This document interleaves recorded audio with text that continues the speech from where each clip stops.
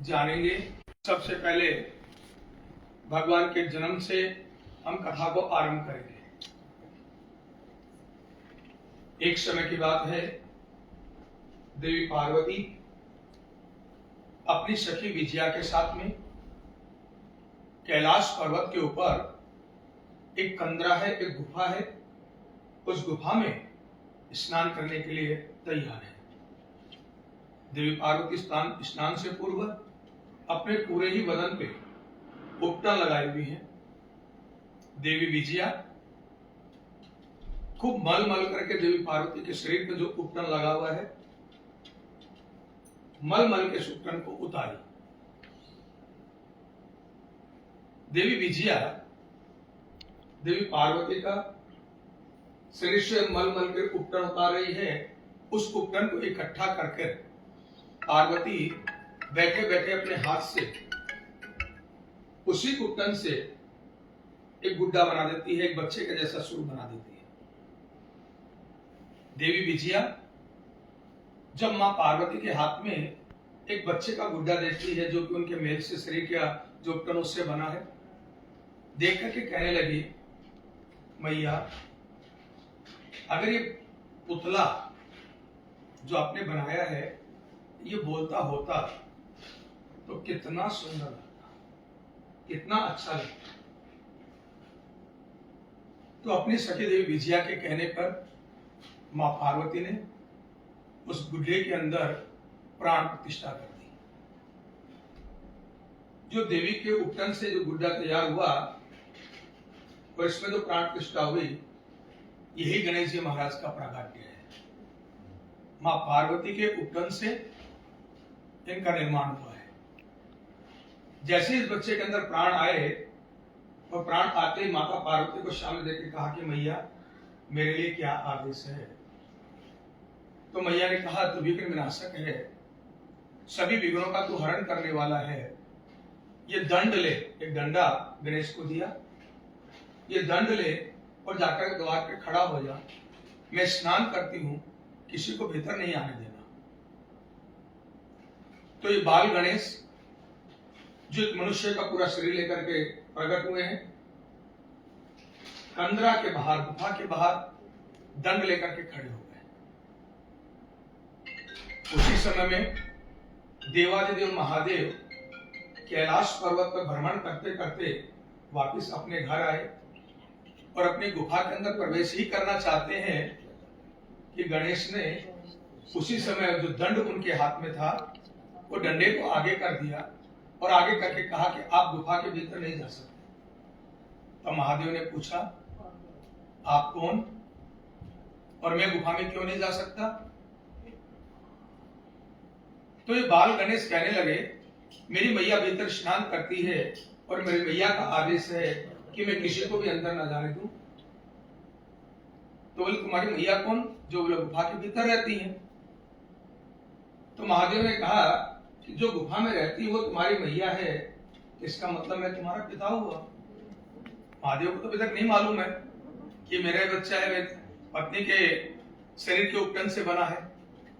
तो महादेव अपना परिचय देते हैं, अगर वो तेरी मैया है तो मैं तेरा पिता हूं, और पिता होने के नाते मैं तुम्हें आदेश करता हूं कि अब पीछे हटो और मेरे को भीतर जाने दो। लेकिन गणेश जी महाराज अपनी मैया के आदेश पे तत्पर खड़े हुए हैं। गणेश इनके पूरे जीवन को यदि हम लोग समझे ठीक से, आगे आगे वृत्तांत आप और भी सुनेंगे, तो ये बहुत बड़े मातृभक्त थे। आज सनातन धर्म के अंतर्गत हम कोई भी पूजन करते हैं, किसी भी देवी अथवा देवता का पूजन करते हैं, तो जब तक विघ्नहर्ता विघ्न विनाशक गणपति गणेश का प्रथम पूजन नहीं करते, तब तक हमारे यहाँ कोई भी पूजन आरंभ ही नहीं होता। और ये फल मातृभक्ति का है।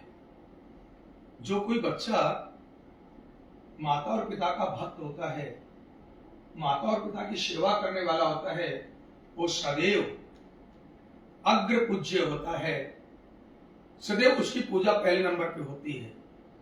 जहां वो बच्चा खड़ा होता है, जो मातृ पितृभक्त होता है, वैसे लैन आरंभ हुआ करती है, सब उसके पीछे होते हैं, उसके आगे कोई नहीं आ सकता। तो गणेश जी महाराज अपनी माता के आदेश पे तत्पर हैं। महादेव ने देखा बच्चा है, और बच्चा एक बार जब जिद को पकड़ लेता है तो थोड़ी देर के बाद ही भूलेगा, तत्काल उसको छोड़ता नहीं है, भूलता नहीं है। जितना मनाने का प्रयास करेंगे जिद उतनी बढ़ेगी। इस कथा से जीवन का एक बड़ा सुंदर सूत्र हमें प्राप्त होता है। बच्चे के परवरिश के समय में हमें विशेष ध्यान देना चाहिए। छोटा बच्चा यदि किसी विषय या वस्तु की जिद पकड़ता है तो उसको ज्यादा जिद छोड़ने के लिए प्रेशर मत करिए। जितना आप उसको प्रेस करेंगे उतना ही वो जिद को और बढ़ाएगा। तो महादेव ने बच्चा समझ करके साइड में गए और जाकर के बैठ गए।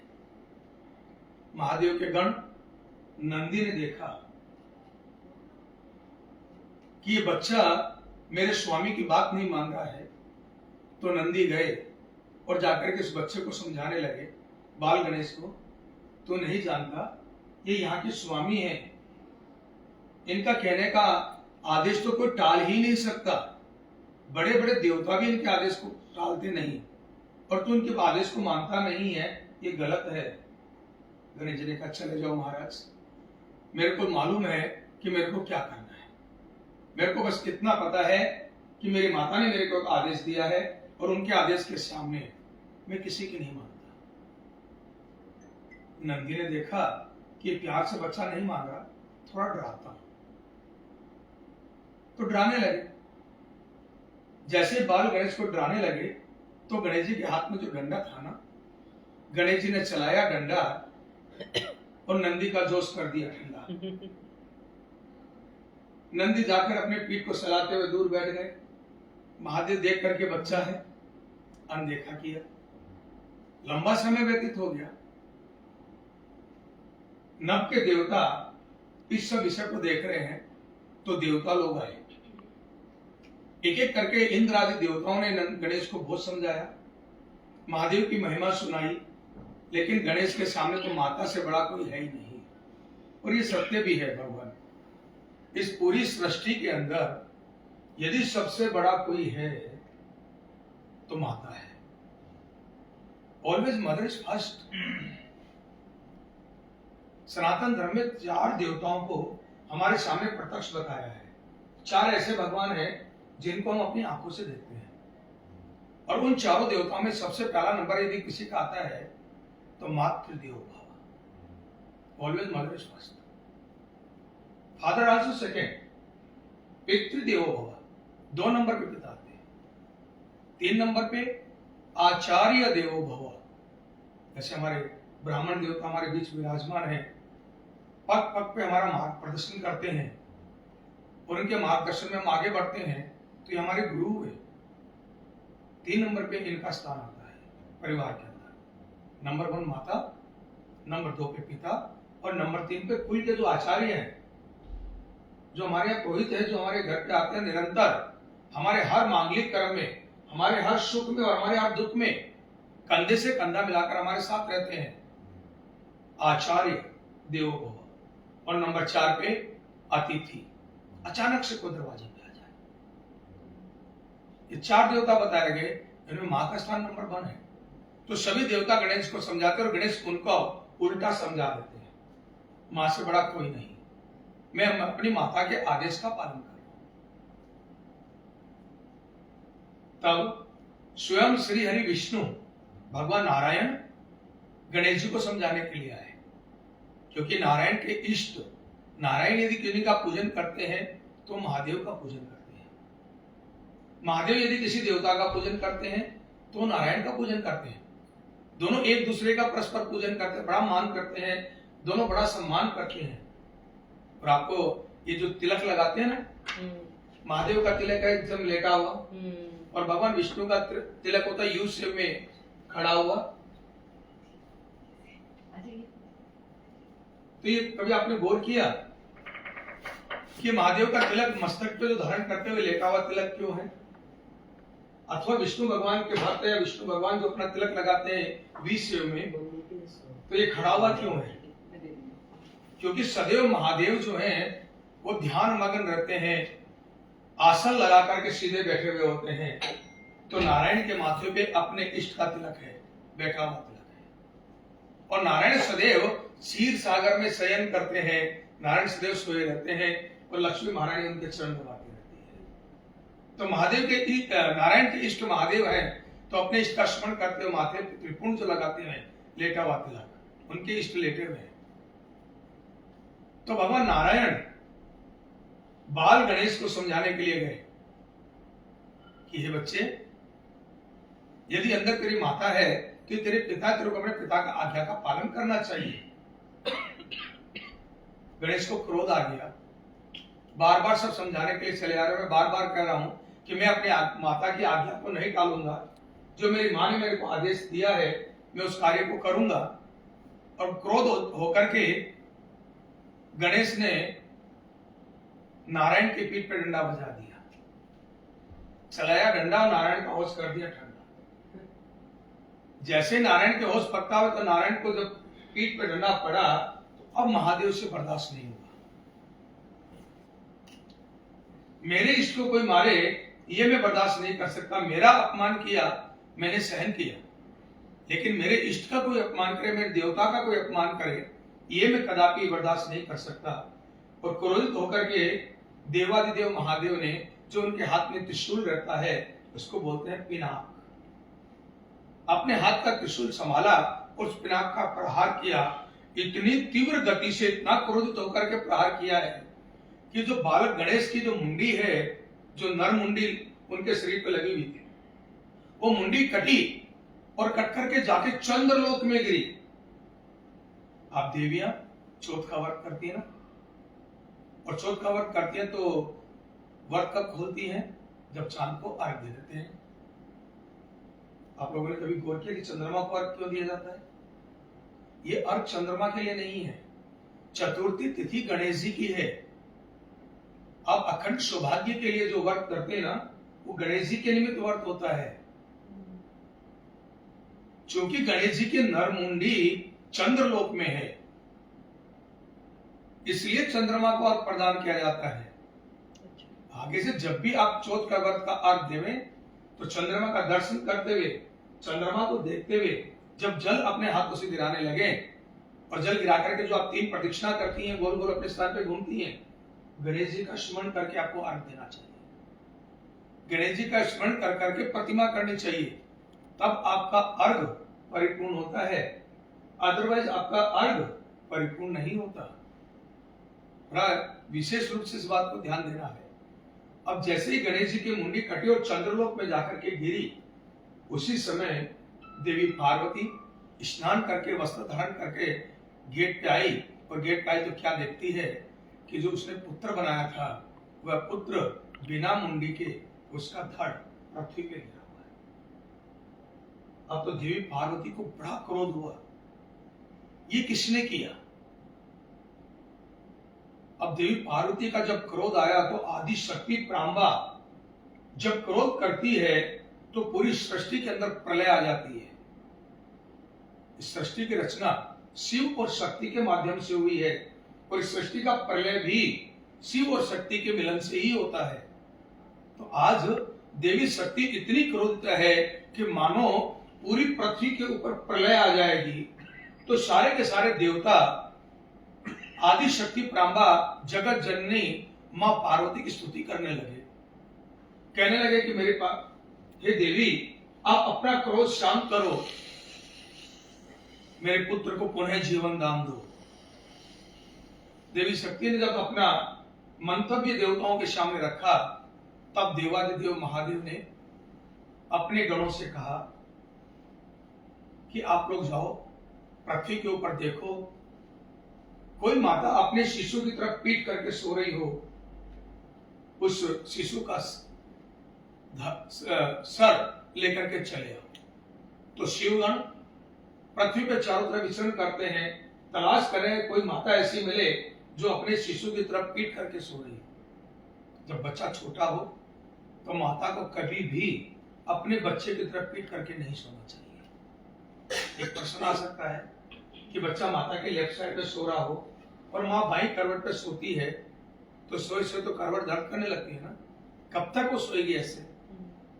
तो ऐसी कंडीशन में क्या पंडित जी हमें करवट नहीं बदलनी चाहिए? अवश्य आप करवट बदल सकते हैं, लेकिन बच्चे को अपने दाहिनी करवट पे ले आओ, या आप उठ करके बच्चे के बाएं साइड चले जाओ। जब आप दाहिनी करवट पे आए तो आपका मुख बच्चे की तरफ होना चाहिए।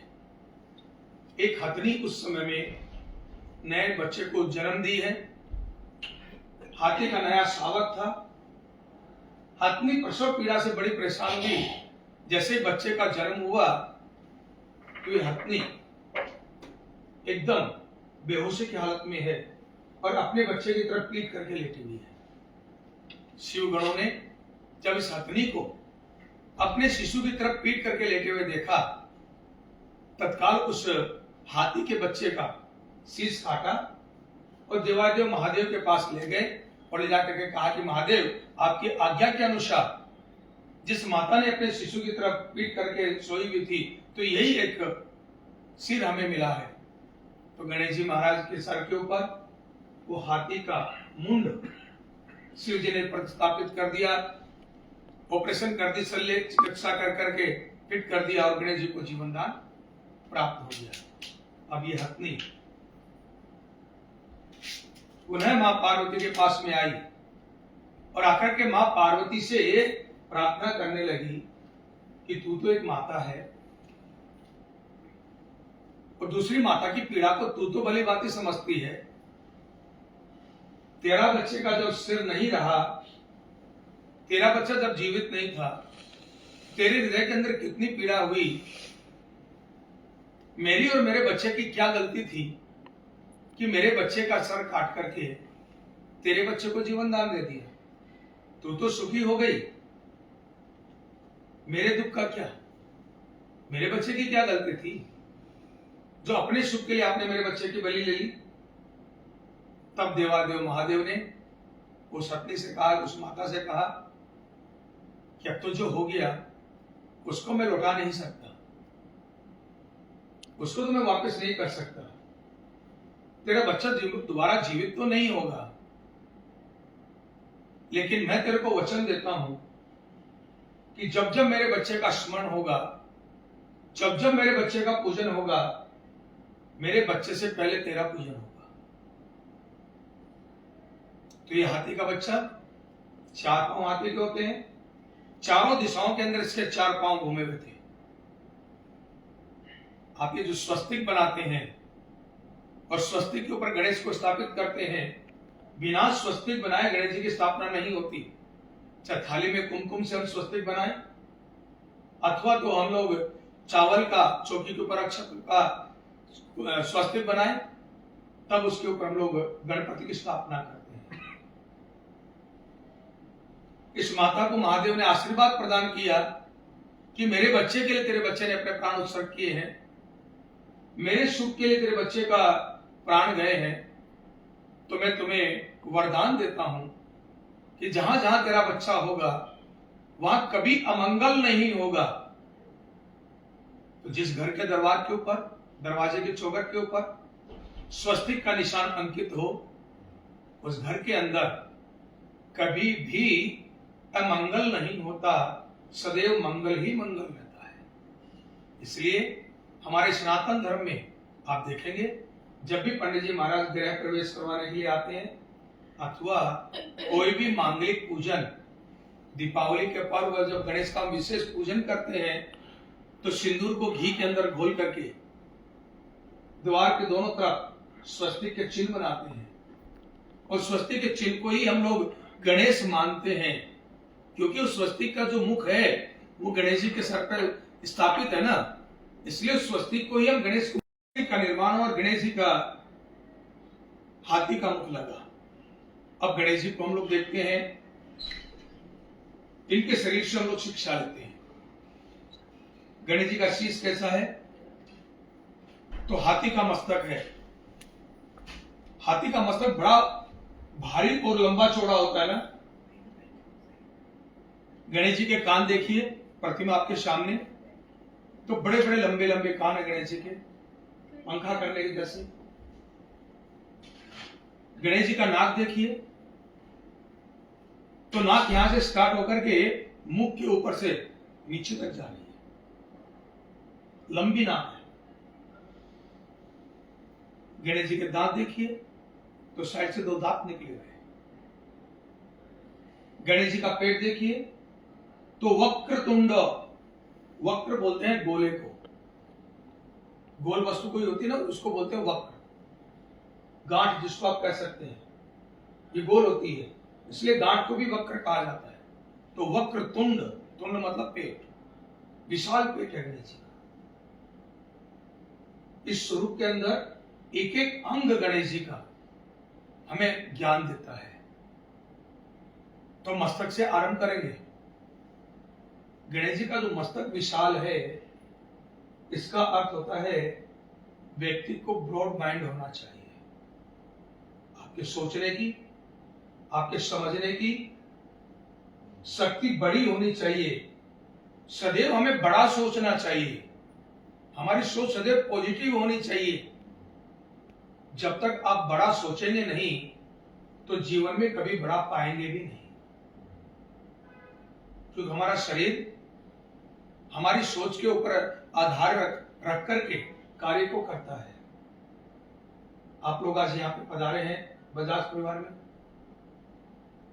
तो आपकी एक सोच आई कि हमें वहां चलना है, गणेश स्थापना हो रखी है, चलेंगे वहां पे, कुछ प्रवचन सुनेंगे। तो आपका शरीर एक्टिव हुआ, आपके पांव बढ़े, तो आज M50 तक पहुंच पाए। अगर ये सोच आपकी नहीं होती कि हमें जाना है, तो क्या आपका शरीर यहां तक आता? कभी नहीं। तो हमारा शरीर जितने भी एक्टिविटी करता है, हमारी सोच के ऊपर आधारित होकर करता है। भागवत जी के अंदर संत लोग कहते हैं, चितस्य ही प्रसादेन, चित्त बोलते हैं बुद्धि को, चितस्य ही प्रसादेन हंतु कर्म शुभा शुभम। हमारी बुद्धि का प्रसाद है कि हम अच्छा और बुरा कर्म करते हैं। चाहे आप अच्छा कर्म करें अथवा आप कोई गलत काम करें, ये काम तभी आप करते हैं जब आपकी बुद्धि आपको प्रेरित करती है। तो सोच हमेशा बड़ी होनी चाहिए, सपने सदैव बड़े होने चाहिए। ये गणेश जी का मस्तक है, ब्रॉड माइंड, बड़ा सोचो। बड़ा सोचोगे तभी बड़ा प्राप्त करोगे, छोटा सोचोगे तो छोटा ही प्राप्त होगा। कान गणेश जी के बड़े बड़े हैं, और एक और हाथी के अंदर खूबी होती है, हाथी बहुत दूर से, बहुत दूरी की आवाज को सुन लेता है। एक हाथी का झुंड दूसरे हाथी का झुंड कई किलोमीटर की दूरी पे होता है, कई किलोमीटर की दूरी पे, लेकिन दोनों झुंडों के हाथी की आवाज हाथी आपस में सुनते हैं। इनके सुनने की शक्ति बड़ी तीव्र है, बहुत दूर का सुन लेते हैं। ऐसे ही हमारी सुनने की शक्ति बड़ी तीव्र और बड़ी तेज होनी चाहिए। दूर से ही हमारे विषय में कोई क्या चर्चा कर रहा है, ये हमें सुनना चाहिए। क्यों सुनना चाहिए? जब तक हम सुनेंगे नहीं, तब तक हमारे गुण और दोष का हमें पता नहीं लगेगा। हमारे संत लोग कहते हैं, निंदक नियरे राखिए, निंदक को अपने नजदीक रखिए। कितना नजदीक रखे? आंगन कूटी छवाए, अपने आंगन में उसकी कुटिया बनाइए निंदक की, इतना नजदीक रखिए। बिन पानी साबुन बना निर्मल करे सहाय, बिना पानी और बिना साबुन के वो आपको निर्मल कर देंगे, आपके जीवन के जितनी गंदगी वो सब निकाल देंगे। निंदक जो होता है ना, वो सदैव आप कहां चूके उसी पे दृष्टि रखता है। आपसे इतनी सी कहीं गलती हो जाए, बस वो गलती को ही ढूंढता रहता है, जैसे एक कौवा विष्ठा में ही चोंच मारता है। ऐसे ही निंदक आपकी अच्छाइयों को नहीं देखता, वो खाली आपकी बुराइयां तलाशता रहता है, और बुराइयां तलाशता है और दूसरे से आपकी बुराई को गुणगान करता रहता है। जब आप अपनी बुराई को सुनेंगे तो धैर्य धारण करके सुनना चाहिए। कोई हमें अपनी कमी बताता ना, तो ध्यान पूर्वक उसको सुनिए।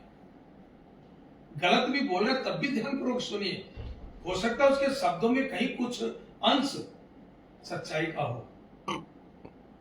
जब आपको आपकी कमी पता लगती है, आप उसको सुधार लेते हैं, और जब आप अपनी कमी को सुधार लेंगे, आपका जीवन निर्मल बन जाएगा। और जब आप निर्मल बनेंगे, तभी परमात्मा आपको एक्सेप्ट करते हैं।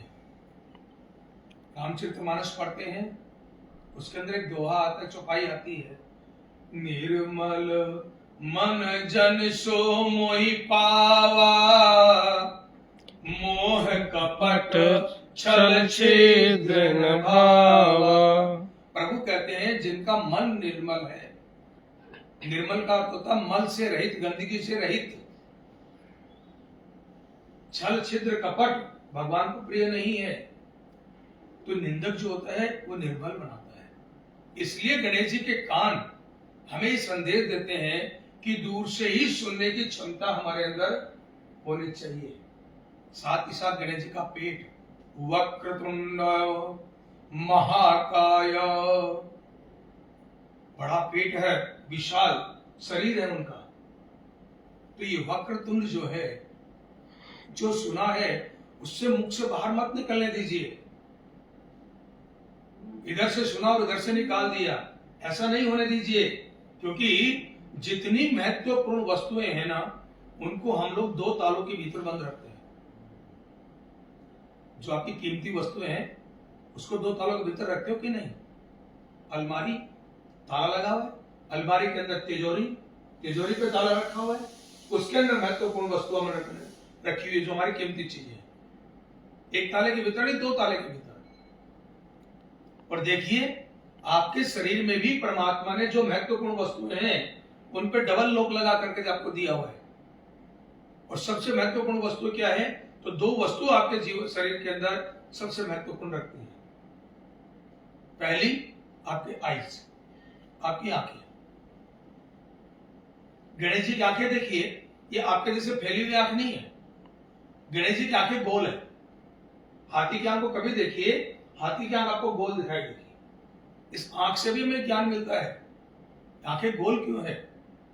तो आप गौर करके देखिए अपने जीवन को कि आपकी आंखें कब गोल होती है। जब किसी वस्तु को बहुत गौर से आप देखते हैं, तब आपकी आंखें गोल होती हैं।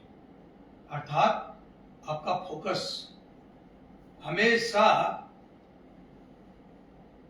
ध्यान पूर्वक होना चाहिए। आपके ऊपर डबल लॉक कैसे है? तो हम लोगों की उम्र सभी 50 प्लस है लगभग। हम यहाँ जो बैठे हुए, एक बिटिया को छोड़ देना। तो इतने वर्ष की आयु के अंदर कभी आपने ये किसी का पिक्चर देखा है? कभी बड़े से बड़े एक्सीडेंट आपने लोगों को देखे होंगे। रीढ़ की हड्डी में फ्रैक्चर, पांव के अंदर फ्रैक्चर, हाथ में फ्रैक्चर, प्रत्येक हड्डी का फ्रैक्चर आपने अपने शरीर के अंदर लोगों के देखा होगा। लेकिन यहां का फ्रैक्चर आपने कभी नहीं देखा होगा। वज्र के समान कठोर है शरीर की जो हड्डी है, बहुत कठोर होती है, ये आसानी से नहीं टूटती। तो पहला लोग ये दोनों हड्डियों का दिया आंखों को, और दूसरा लोग दिया आपकी पलकों का। आंख की तरफ कोई भी वस्तु आप फेंकती है, कोई आती हुई देखती है, तो पलक आंख को बचा लेती है। दाएं बाएं ऊपर नीचे चोट लग जाती है, लेकिन एकदम ठीक आंख के अंदर चोट जल्दी से नहीं लगती, क्योंकि पलक उसको बचा लेती है। दो लोग हैं। और दूसरी महत्वपूर्ण जो चीज है आपके जीवन में, वह आपकी जिह्वा, आपके शब्द, आपकी वाणी। इसको भी दो लोग दिए हैं। पहला 32 दांतों का लोक है, और दूसरा आपके लिप्स, आपके होठों का लोक है इसमें। और गणेश जी ने तो उसके ऊपर एक लोक और चढ़ा दिया, अपने नाक को ही मुंह के ऊपर कर दिया, अपने नाक से मुंह को ढक दिया। अर्थात सुनने की क्षमता होनी चाहिए, और सुन करके उसको पचाना है। क्रोध नहीं करना, मुख से किसी और को नहीं बोलना, उसको पचाइए। पचाने से मतलब क्या होता है? पचाने से मतलब होता है किस व्यक्ति ने किस व्यक्ति के लिए क्या बात कही है। यदि किसी व्यक्ति ने दूसरे व्यक्ति की बात कही, उन दोनों का संबंध मित्रता वाला है, तो कभी दूसरे की बुराई नहीं करेगा। एक मित्र, सच्चा मित्र यदि होगा तो दूसरे मित्र में अगर लाख बुराई होगी ना, तब भी वो उसकी बुराई नहीं कर सकता।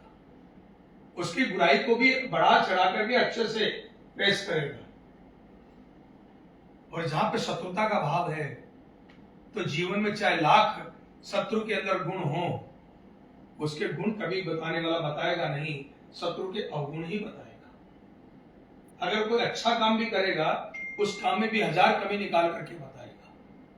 तो हमें सुनना है किस व्यक्ति ने किस व्यक्ति के लिए क्या बात कही, उन दोनों का संबंध कैसा है, इन सब चीजों का मंथन करना ही बातों को पचाना है।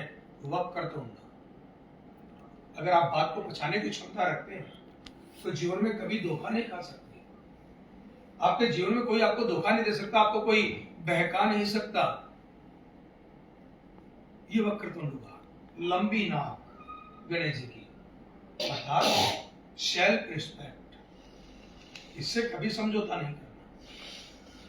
लेकिन यहां मैं आप लोगों को सावधान करना चाहूंगा, सेल्फ रिस्पेक्ट और ईगो, इन दोनों में एक बाल के जितना फर्क है, बस एक बाल बराबर फर्क है। कब हम लोग सेल्फ रिस्पेक्ट से ईगो में चले जाते हैं, हमें पता ही नहीं लगता। सेल्फ रिस्पेक्ट तो होनी चाहिए, ईगो नहीं आना चाहिए। सेल्फ रिस्पेक्ट इतना जरूरी क्यों है? यदि आप अपनी इज्जत स्वयं नहीं करेंगे तो कोई दूसरा भी आपकी इज्जत करेगा नहीं। आप चाहते हैं कि कोई दूसरा आपकी इज्जत करे, इसके लिए जरूरी है आप खुद अपनी इज्जत करें।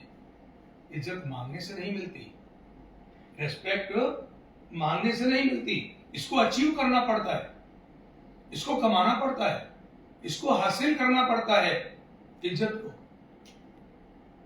यही गणेश जी की लंबी नाक है।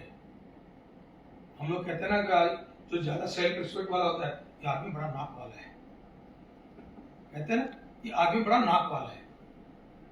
नाक तो उतनी ही है उसकी, कोई लंबी नाक उसकी खींच कर नहीं दिख रही, गणेश जी की सूंड नहीं लगी हुई उसको, लेकिन सेल्फ रिस्पेक्ट में जीने वाला है। तो लंबी नाक का मतलब सेल्फ रिस्पेक्ट से दिया है। गणेश जी का स्वरूप बहुत कुछ ज्ञान हमें प्रदान करता है, और बड़े दयालु है, बड़े कृपालु है गणेश जी महाराज। ये तो ऐसे हैं कि बड़े से बड़े दुष्ट पापी को भी अपना लेते हैं। और मैं ये बात अपने मन से नहीं कह रहा, ये बात गणेश जी की लीलाओं को देख करके मैं कह रहा हूं। गणेश जी का वाहन कौन है? गणेश जी का वाहन कौन है? जानते हैं? तालियां। अच्छी बात है, बड़ा अच्छा लगता है जब आप लोग जवाब देते हैं और जानकारी रखते हैं। कभी आप लोगों ने कल्पना की चूहा कौन है?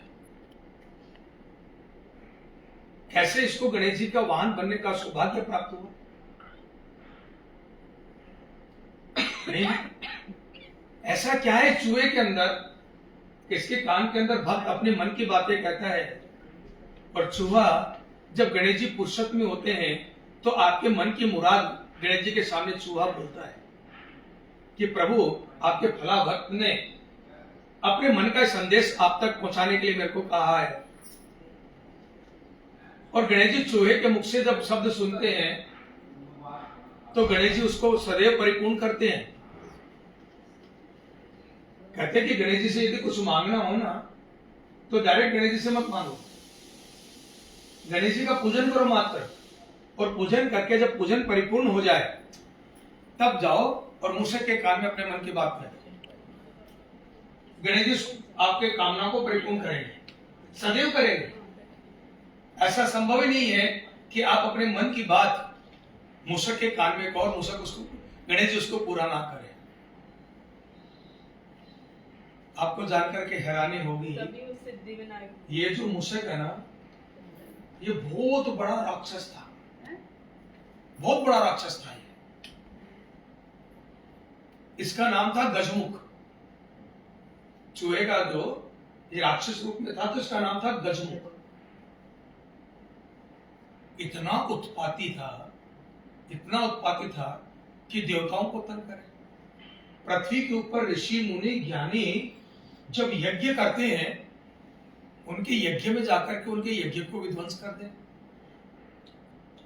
ऋषि मुनि ज्ञानी जो वस्त्र पहनते हैं, लंगोटी पहनते हैं, उनको जाके कुतर दे। यज्ञ मंडप जो बनाते हैं, उस यज्ञ मंडप की जमीन को अंदर से बिल खोद करके खोखला कर देंगे। जो सामग्री गिरती है वो भूमि के अंदर समा जाती है, खोखला कर दो यज्ञ मंडप को। इतना दुष्ट उत्पाती राक्षस था यह गजमुख। पूर्व जन्म के अंदर यह गजमुख राक्षस क्रौंच नामक एक गंधर्व था। स्वर्ग के अंदर अप्सराएं जब नृत्य करती हैं देवराज इंद्र के दरबार में, उस समय में जो गाने और बजाने का काम करते हैं उनको गंधर्व कहा जाता है। हमारे यहाँ भजन संध्या होती है ना, और भजन संध्या के अंदर ऑर्गन बजाने वाले, ढोलक बजाने वाले, ये सब लोग जो आते हैं, इनको गंधर्व का पद प्राप्त है। इन लोगों को गंधर्व कहा जाता है। तब गायकार गाता और नृत्य करने वाले नृत्य करते हैं। तो एक क्रौंच नामक गंधर्व था। उस समय में पृथ्वी के ऊपर एक ऋषि हुए। उन ऋषि का नाम था सोबरी ऋषि। सोबरी ऋषि की पत्नी बहुत सुंदर थी, बहुत ज्यादा सुंदर थी। एक क्रौंच गंधर्व जब सोबरी ऋषि की पत्नी को देखता था तो उसकी तरफ उनका मन खींचा जाता था। एक समय की बात है कि सोबरी ऋषि की पत्नी ने चतुर्थी का व्रत, गणेश का व्रत किया। चतुर्थी का व्रत की हुई थी कि क्रौंच नामक गंधर्व सोबरी ऋषि की पत्नी का जाके हाथ पकड़ लेता है और कहता है, कहां तुम एक संत के घर के अंदर बैठी हो, अपने स्वरूप को देखो, आपको तो स्वर्ग में रहना चाहिए, तुम चलो मेरे साथ में, ऋषि की कुटिया को छोड़ दो, या कोई सुख तुम्हें नहीं मिल रहा, मेरे साथ तुम स्वर्ग में चलो, हम स्वर्ग में रहेंगे, मैं खूब अच्छा बजाऊंगा और तुम नृत्य करना, तुम तो स्वर्ग की अप्सरा से भी ज्यादा सुंदर हो, इंद्र के दरबार में आपको तो उर्वशी से भी बड़ा पद प्राप्त होगा। तब ऋषि पत्नी इस क्रौंच गंधर्व से कहते हैं कि मैं पतिव्रता स्त्री हूं, तुम मेरा हाथ छोड़ दे। जबरदस्ती अपना हाथ छुड़ाती है। उसी समय में सोबरी ऋषि अपने आश्रम पे आते हैं। तो ऋषि पत्नी अपने पति से क्रौंच गंधर्व के किए हुए कुकृत्य का वर्णन करती है। तब सोबरी ऋषि को बड़ा क्रोध आता है, और बड़ा क्रोध आता है और आकर क्रोध के अंदर आवेश में आके कहते हैं कि जा, तू मुसक बन जा, तू राक्षस बन जा। तो यह क्रौंच ऋषि गजमुख नाम के राक्षस बने और चूहे के वेश में आए। एक वृत्तांत के अनुसार, दूसरे ग्रंथ को मैं जब अध्ययन कर रहा था तो दूसरे वृत्तांत के अनुसार ये क्रौंच ऋषि, क्रौंच गंधर्व स्वर्ग के अंदर गायन चल रहा है, अर्थात अपनी ड्यूटी के ऊपर थे और ड्यूटी के ऊपर रहते रहते खूब हंसी मजाक कर रहे हैं। जब आदमी अपने कार्य पे हो, जब आप अपनी ड्यूटी पे हो, उस समय आपको मजाक नहीं सुनना चाहिए, कभी नहीं। हमारे ग्रंथ कहते हैं कि जब हम अपनी ड्यूटी पे हो तो एकदम तत्पर होना चाहिए, एकदम लग करके हमें अपना कार्य पूरा करना चाहिए। जब आप ड्यूटी पे तत्पर होते ना, इसी को हमारे वेदों के अंदर, हमारे पुराणों के अंदर तपस्या शब्द कहा गया है। कार्य पे तत्पर रहना, इसी को कहते हैं तपस्या। कहते हैं कि तपस्या करने से परमात्मा मिलते हैं। तो तपस्या का मतलब भूखे रह करके बैठ नहीं जाना है। तपस्या का मतलब किसी पेड़ से उल्टा नहीं लटकना है।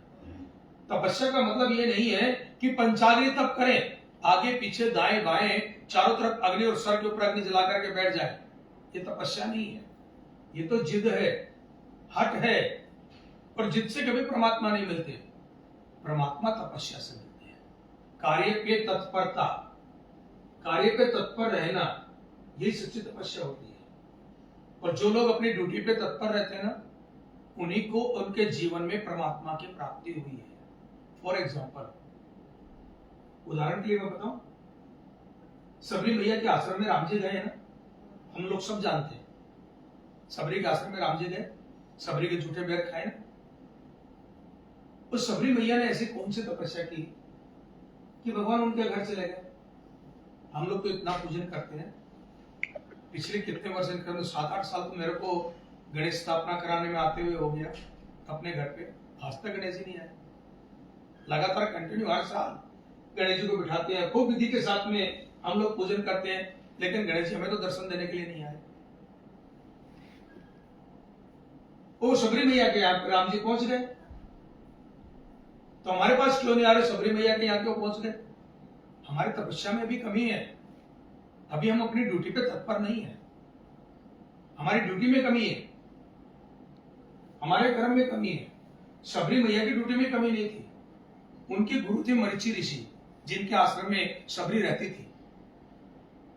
एक बार मरीचि ऋषि से सबरी ने पूछा, गुरुदेव, परमात्मा कहां रहते हैं, कहां से आते हैं? तो गुरुदेव ने हंसी के अंदर ऐसे ही मजाक में कह दीजिए, बस आश्रम के मुख्य द्वार की तरफ हाथ उठाया, बोला, देवी इधर से राम आएंगे, इधर से परमात्मा आएंगे, जाओ तुम रास्ता साफ करो। गुरुदेव ने पीछा छुड़ाने के लिए कह दिया, जाओ रास्ता साफ करो। सबरी ने उसी दिन से अपना ड्यूटी समझ ली कि मेरे को रास्ते की सफाई करनी है। प्रतिदिन सुबह उठ करके रास्ते को साफ करती थी, एक एक कंकड़ को, एक एक कांटे को चुनती थी, फूल की पत्तियां रास्तों में बिछाती थी, और सुबह से लेकर के शाम तक सबरी प्रभु का इंतजार करती थी। मेरे गुरु ने कहा, इधर से राम आएंगे, इधर से प्रभु आएंगे। आज नहीं आए, जरूर किसी और भक्त ने आज पुकार लिया होगा, कल अवश्य आएंगे। और अगले दिन पुनः वही ड्यूटी, और शाम को फिर वही भाव। आज किसी भक्त ने बुला लिया होगा, प्रभु को समय नहीं लगा, आज नहीं कल जरूर आएंगे। अपनी ड्यूटी को नहीं छोड़ा, रास्ते को हमेशा बुहारती रही, रास्ता साफ करती रही। यही सबरी की भक्ति, यही सबरी की तपस्या थी कि राम जी चल करके सबरी के आश्रम में गए। झाड़ू लगाने की तपस्या हो गई, उसका कर्म वही था, भेलनी थी, ऋषियों की संतों की सेवा करना उसकी ड्यूटी थी। तो अपनी ड्यूटी को ठीक से कर रहे थे, तो परमात्मा उसके जीवन में आए। आप भी व्यापार करते हैं, व्यापार जब करते हैं अपनी ड्यूटी पे, जब आप अपने काम पे जाते हैं, तो अपना 100% काम को दीजिए। वहां पे आराम, आलस्य या मजाक हमें नहीं दिखना चाहिए। अगर 4 घंटा मेरे को ऑफिस में काम करना, तो 4 घंटा ऑफिस का होना चाहिए। अगर 8 घंटा मेरे को काम करना, तो 8 घंटे 100% ऑफिस के होने चाहिए। उस समय में कोई दूसरा ख्याल दिमाग में नहीं होना चाहिए। भगवान आपके भी जीवन में आएंगे, और निश्चित आएंगे, इसमें संशय नहीं है। तो ये गंधर्व क्रौंच नामक अपनी ड्यूटी पे ऐसे मजाक कर रहा है। उसी भगवान के सभा के अंदर एक वामदेव ऋषि हैं, उनकी जंघा पे उनका पांव पड़ गया। तो वामदेव ने क्रौंच से कहा, क्रौंच, तू चूहे के जैसा उछलता है, जा सर्वमित्र को श्राप देता हूं, तू चूहा बन जा। पहले श्राप मिला हुआ है सोबरी ऋषि से, इधर वामदेव जी श्राप मिल गया। ये राक्षस बना, इतना राक्षस बना कि देवताओं को परेशान करने लगा। पृथ्वी के ऊपर जो ऋषि थे, उन ऋषियों को तंग करने लगा। उस समय में पाराशर ऋषि पृथ्वी पे एक बड़ा विशाल यज्ञ कर रहे थे, और जैसा कि हमारे यहाँ यज्ञ होता है तो गणेश जी का आह्वान तो करना ही होता है, बिना गणेश जी के तुम्हारा कोई पूजन आरंभ भी नहीं होता। ये गजमुख नामक दैत्य चूहे का वेश बना करके आया, और पाराशर ऋषि का यज्ञ विध्वंस करने के लिए यज्ञ की पूरी सामग्री को कुतरने लगा। यज्ञ में फूल रखे तो फूल को कुतरने लगा, फल रखा तो फल को खाने लगा, ऋषियों के जो वस्त्र हैं उन वस्त्रों को खाने लगा। यज्ञ मंडप में जाकर, यज्ञशाला में भूमि के अंदर बड़े बड़े गहरे गहरे बिल बना करके यज्ञ की भूमि को खोखला कर दिया। महर्षि पाराशर बड़े दुखी हुए, और महर्षि पाराशर जब दुखी हुए हैं, उस समय में महर्षि पाराशर ने गणेश जी से कहा कि हे प्रभु, आपका जन्म ही विघ्नों का नाश करने के लिए हुआ है। हे विघ्न विनाशक, आपका तो नाम ही विघ्न विनाशक है, विघ्नों को आप नष्ट करने वाले हो। मेरे इस यज्ञ में नाना प्रकार का विघ्न जो उत्पन्न हो रहा है, चूहों ने बड़ी दिक्कत कर रखी है। प्रभु, इन विघ्नों का नाश करिए, मेरा यज्ञ परिपूर्ण हो, ऐसी कृपा करिए। तब विघ्नहर्ता भगवान श्री गणेश ने, इनके 4 हाथ हैं, गणेश जी के हाथ देखेंगे, चारों हाथ के अंदर देखेंगे आप, लेफ्ट साइड के हाथ के अंदर इनके एक परसे के जैसा पास बना हुआ है, एक हथियार है जो कुल्हाड़ी के जैसा है। कुल्हाड़ी थोड़ी कम छोड़ी होती है, पास थोड़ा ज्यादा छोड़ा होता है।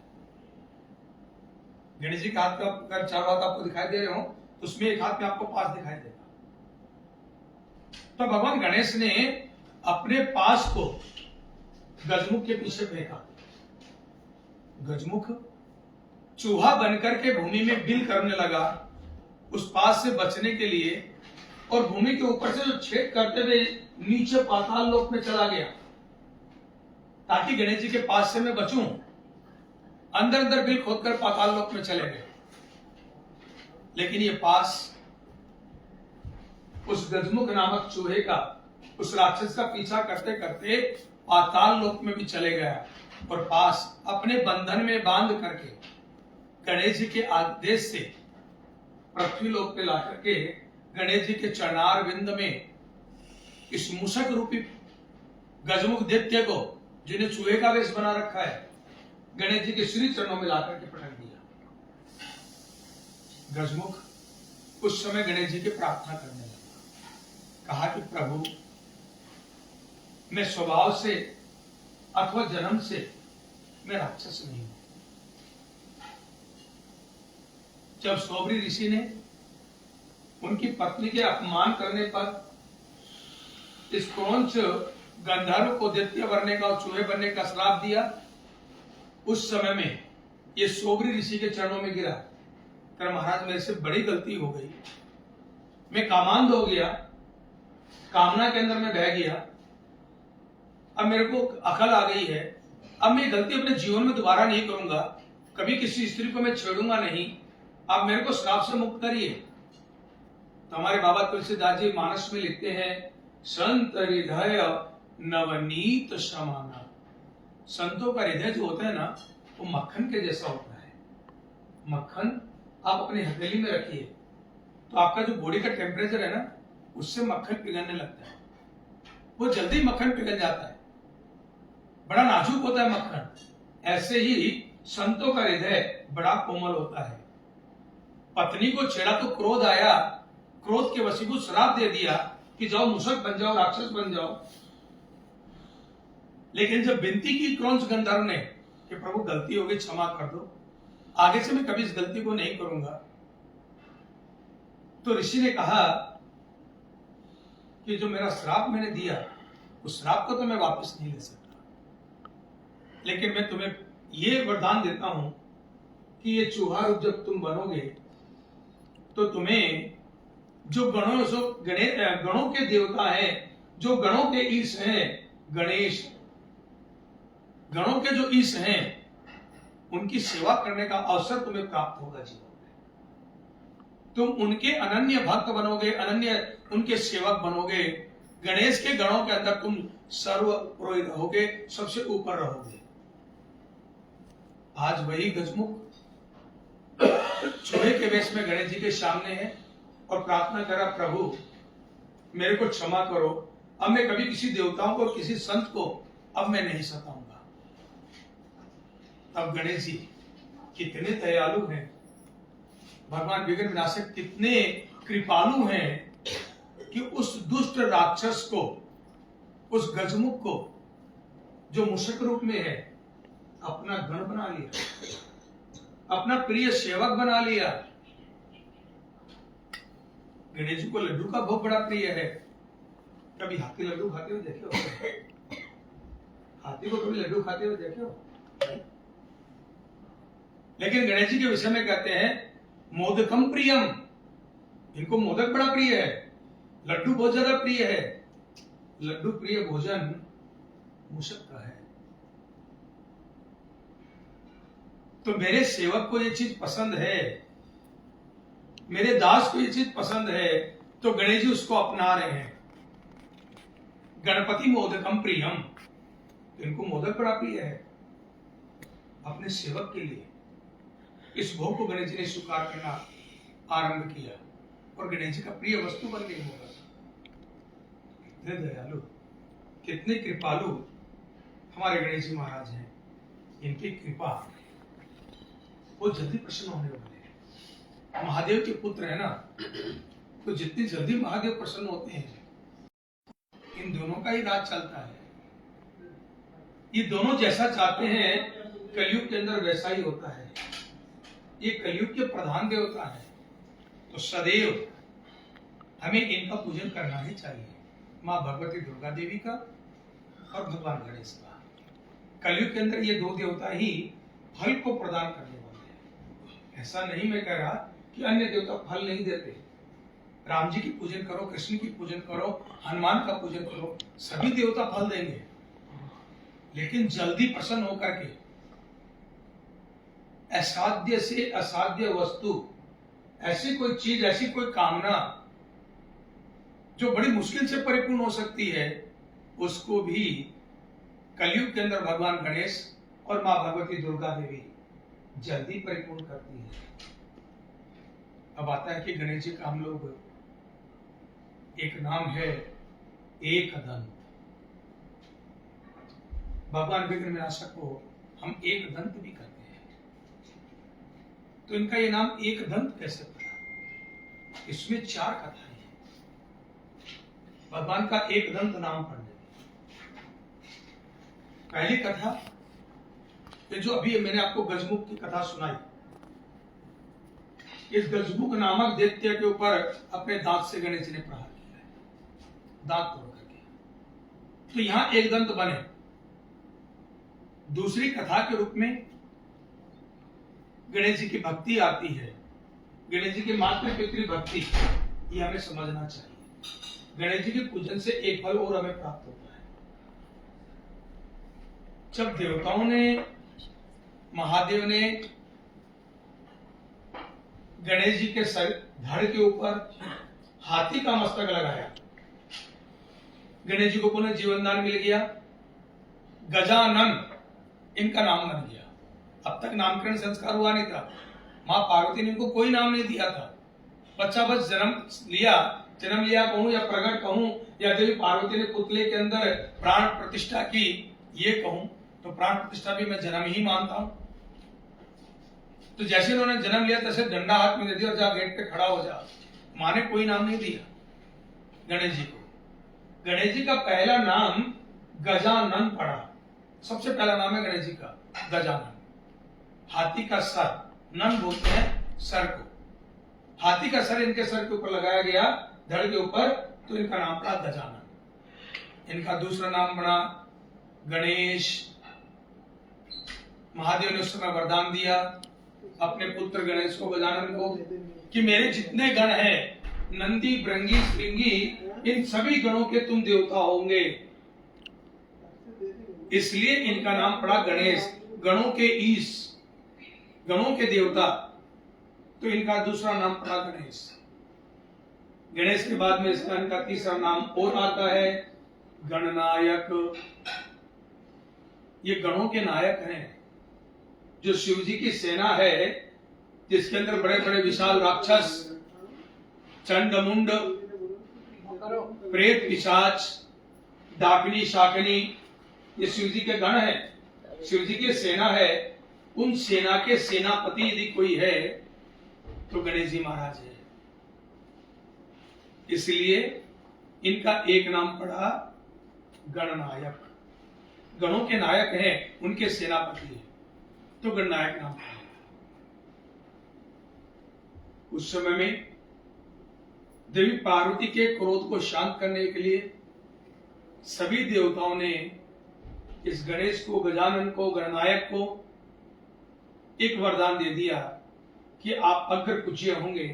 अग्र पूज्य का मतलब सबसे पहले पृथ्वी के ऊपर मनुष्य कोई भी पूजन करेगा तो तुम्हारा पूजन पहले नंबर पे होगा। देवी के क्रोध के वशीभूत होकर के सभी देवताओं ने यह पदवी तो दे दी, लेकिन कुछ समय व्यतीत हुआ तो देवताओं को लगने लगा कि हमारे देवताओं की श्रेणी में सबसे छोटे गणेश, बच्चा ही तो था ना, सबसे छोटे उम्र में, और इसको सबसे पहले पूजन करने का वरदान दे दिया। ये ठीक नहीं है।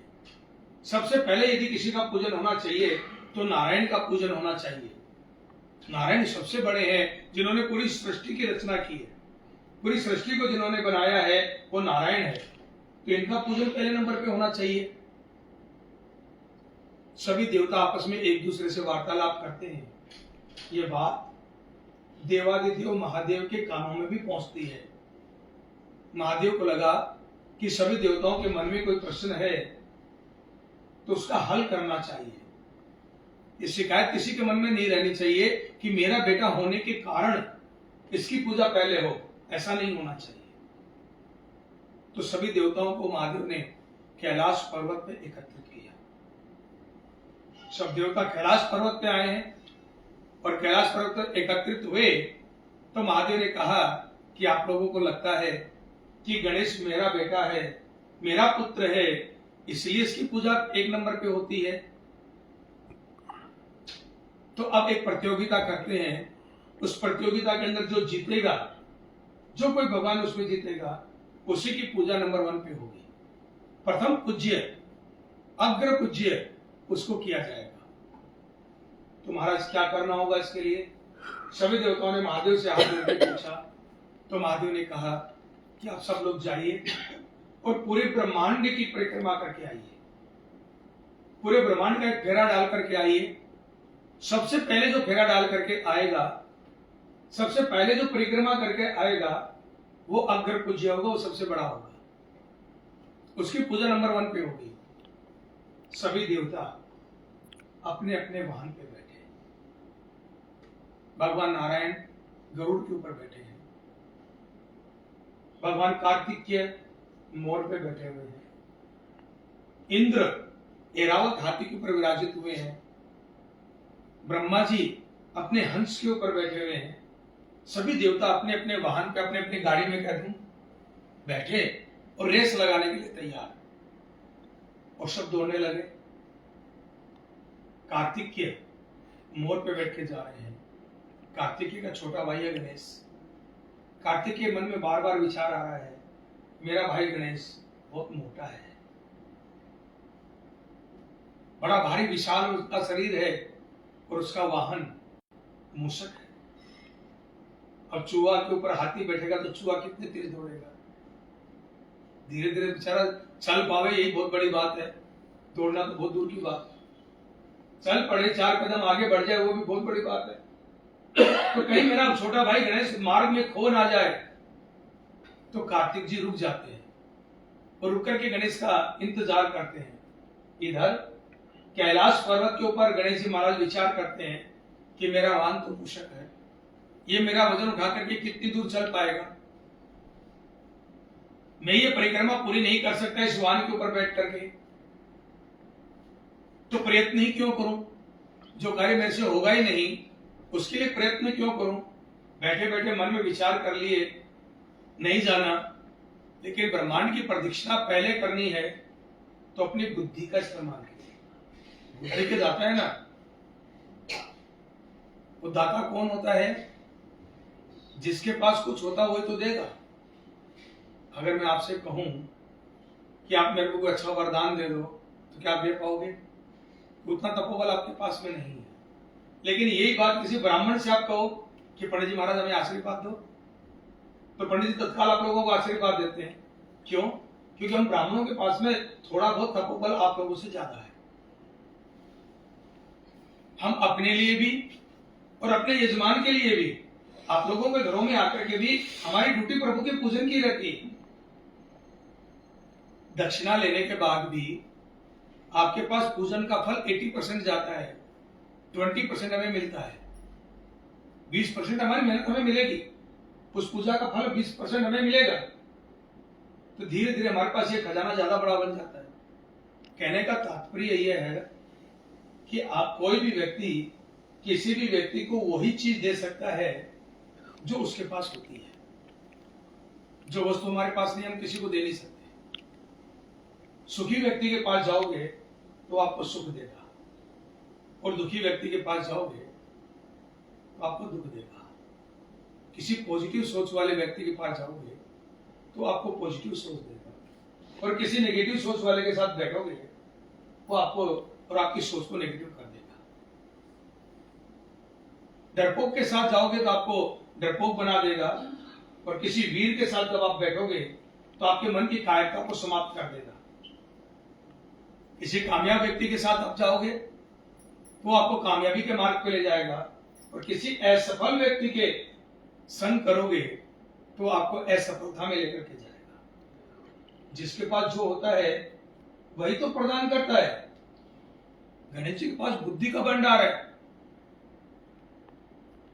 इनके पास बहुत बुद्धि है, क्योंकि ब्रॉड माइंड है ना इनका। बड़े जितना मस्तक तो दूसरे किसी देवता का है ही नहीं।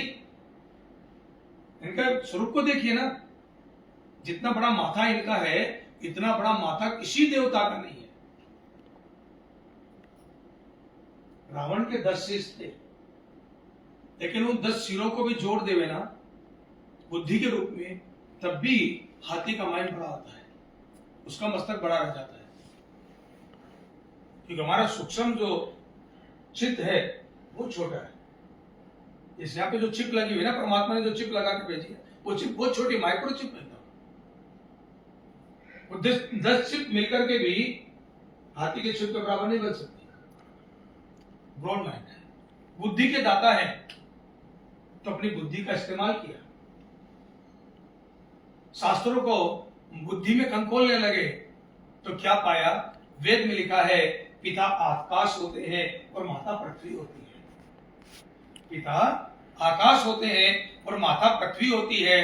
तो माता और पिता शिव और पार्वती दोनों तो कैलाश पे बैठे हुए थे। जब अंतरिक्ष और पृथ्वी दोनों मेरे सामने है तो मैं किस पृथ्वी का और किस अंतरिक्ष का परिक्रमा करने जाऊं? 7 फेरे गणेश जी ने अपने माता पिता पार्वती और शिव के दिए। और ताज्जुब देखिए कि माता पिता की 7 फेरे दिए, 7 प्रदक्षिणा की है, तो गणेश जी का दम फूल गया, सांस फूल गया उनका।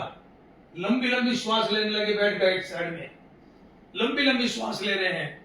उसी समय में गरुड़ पे बैठे हुए भगवान नारायण कैलाश पर्वत पर पहुंचे और देखा गणेश तो बड़ी लंबी लंबी श्वास ले रहा है।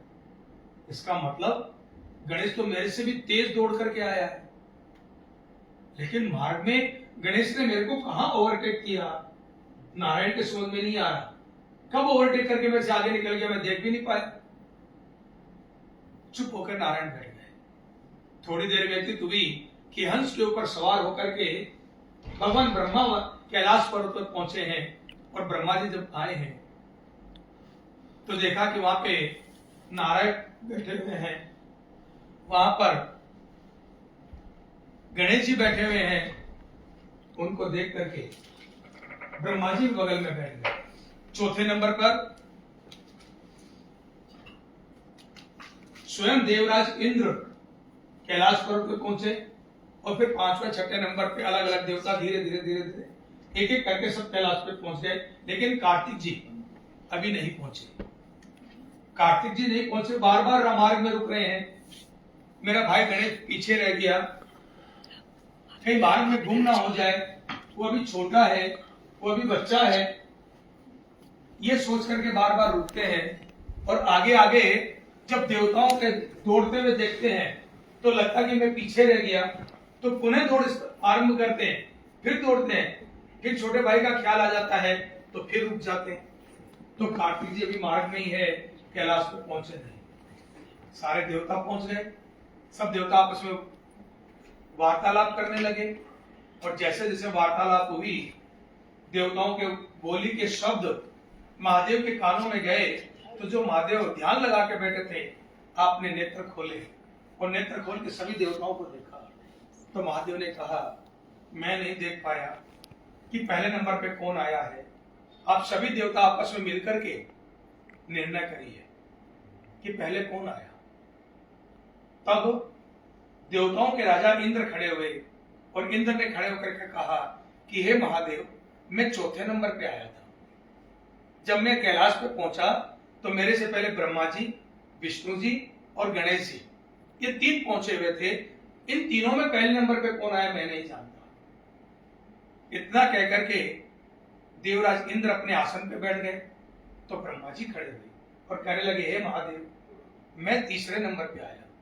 मेरे से पहले नारायण और गणेश दोनों पहुंचे हुए थे और अपने आसन ग्रहण कर लिया। अब नारायण खड़े हुए, कहा कि हे देवादेव महादेव, मैं दूसरे नंबर पे आया हूं। जब मैं कैलाश पे पहुंचा तो गणेश मेरे से पहले यहां पे था, तो मैं 2 नंबर पे आया हूं। इतना कह करके बैठे तो महादेव ने कहा, तो आप लोग क्या निर्णय करते हैं?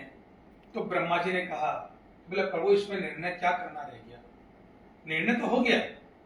गणेश पहले परिक्रमा करके आया है तो गणेश ही अग्र पूज्य रहेगा। अब देवताओं के मन में यह संशय नहीं है कि शिव का पुत्र है, इसलिए इसको पहले नंबर पे पूजन का अधिकार मिला। आज ये अधिकार इन्होंने अचीव किया है, इन्होंने हासिल किया है प्रतियोगिता के अंदर भाग लेकर के। गणेश जी कुछ नहीं बोल रहे। तो महादेव ने कहा कि ब्रह्मा जी क्या कहना चाहते हो? तो ब्रह्मा जी ने घोषणा की कि आज के बाद सभी देवताओं से पहले गणेश जी का पूजन होगा। देवताओं के पूजन में जब गणेश का पूजन नहीं होगा, उस पूजन में उस देवताओं का फल देवताओं को प्राप्त नहीं होगा। तब से लेकर के आज दिन तक सनातन धर्म के अंदर हम कोई भी देवी, कोई भी देवता का पूजन करते हैं तो गणेश जी का पूजन जब तक नहीं करते तब तक किसी दूसरे देवता का पूजन आरंभ नहीं करते।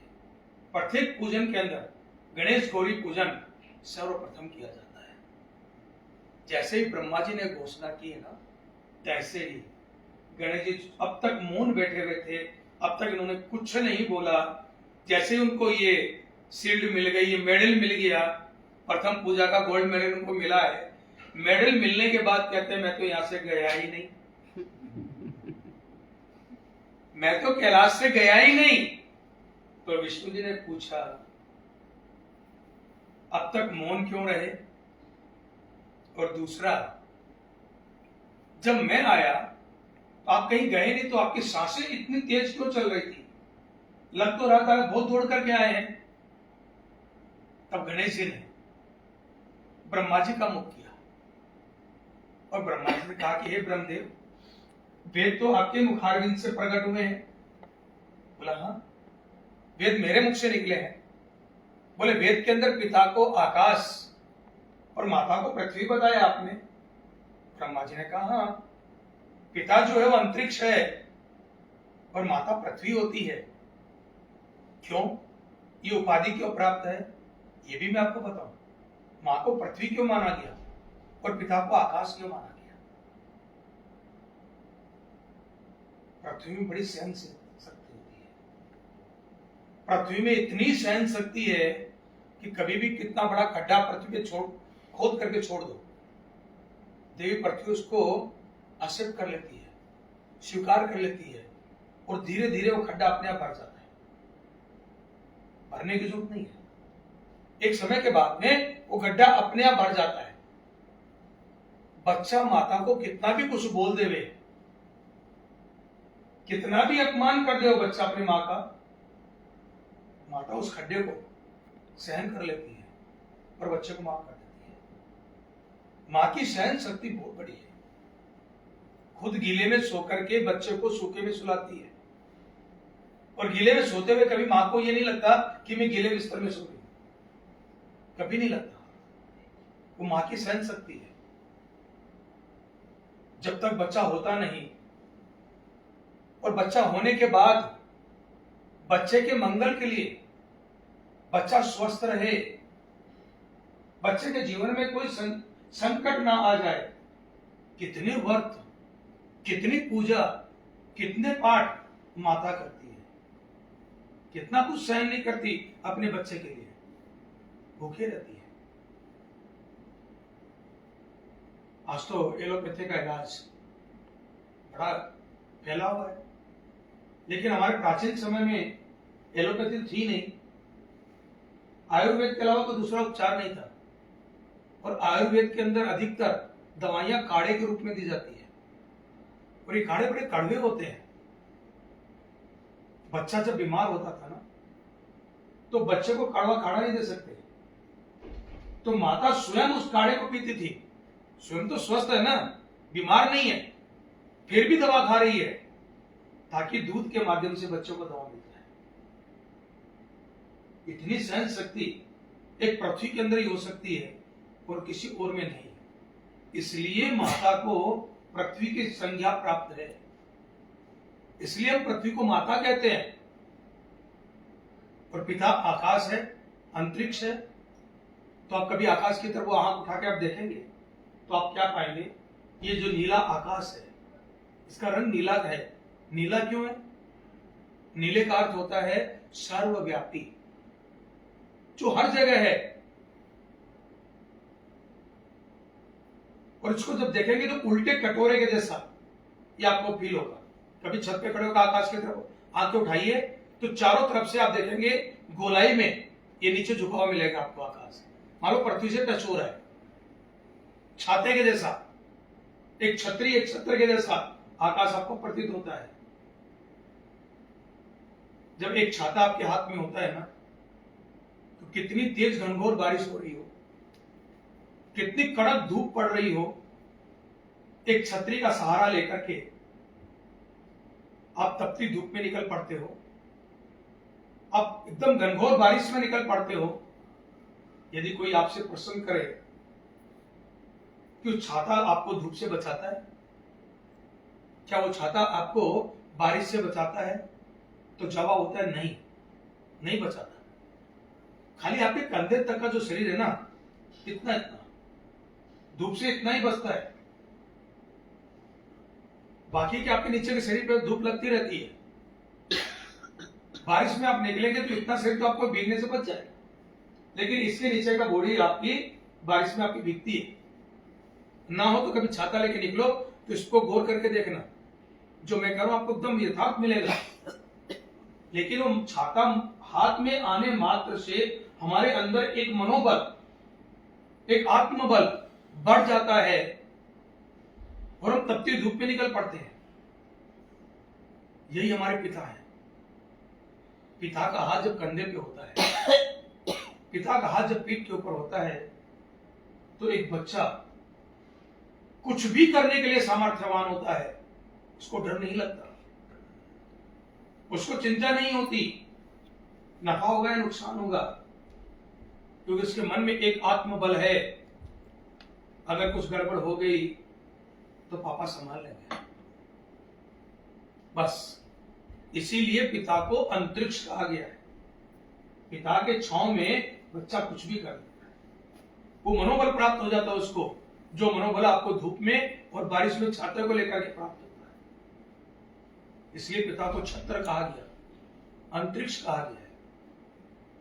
तो गणेश जी ने कहा कि हे ब्रह्मा जी, जब पृथ्वी और आकाश दोनों यहीं पे थे, तो मैं किस पृथ्वी और किस अंतरिक्ष की परिक्रमा करने जाता? मैंने तो अपने माता और पिता को अंतरिक्ष और माता को पृथ्वी मान करके 7 प्रदक्षिणा इनकी की थी। तो हे विष्णु जी, जो माता पिता की 7 प्रदक्षिणा मैंने की है, उसी से मेरा दम फूल गया। अब मैंने ठीक किया या मैंने गलत किया, ये आप लोग निर्णय करिए। मैंने तो जो वेद में लिखा हुआ है उसको फॉलो किया है। तो सभी देवताओं ने कहा साधो साधो साधो, हे गणेश तेरे को धन्यवाद है, तू धन्य है गणेश, तेरी बुद्धि विशाल है।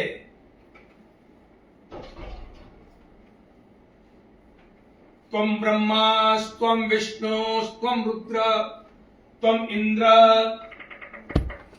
गणेश जी को तब देवताओं ने कहा कि तू ब्रह्मा है, तू विष्णु है, तू रुद्र है, तू इंद्र है, तू अग्नि है, तू वायु है, तुम सूर्य है, तू चंद्रमा है। हे गणेश, तू ही निर्गुण निराकार परब्रह्म है।